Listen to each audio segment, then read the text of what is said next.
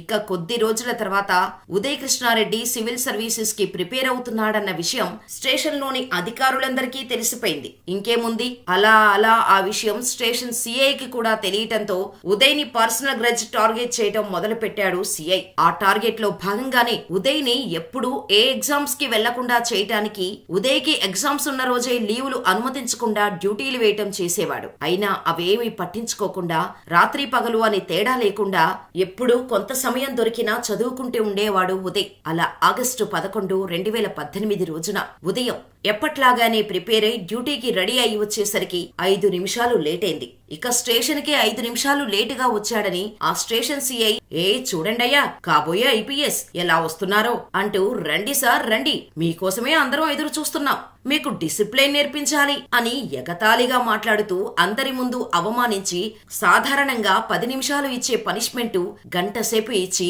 అందరి అధికారులను డ్రిల్ ఆపించి ఈ ఒక్క కానిస్టేబుల్ తోనే 1 గంట డ్రిల్ చేపించి ఆ తర్వాత అందరి ముందే గ్రౌండ్ లో నిల్చోపెట్టి, నువ్వు ఆఫ్టర్ ఆల్ కానిస్టేబుల్ గాడివి, సివిల్స్ ప్రిపేర్ అవుతున్నంత మాత్రాన ఐపీఎస్ ఎవరు నీ స్థాయి ఏంటో తెలుసుకొని పని చేసుకో, లేదంటే నీ తోక కత్తిరిస్తా అంటూ ఉదయ్ని అందరి ముందు అవమానించాడు ఆ సిఐ. దాంతో అదే రోజు ఆ అవమానం భరించలేక రిజైన్ చేసి ఢిల్లీ పోయాడు ఉదయ్ కృష్ణారెడ్డి.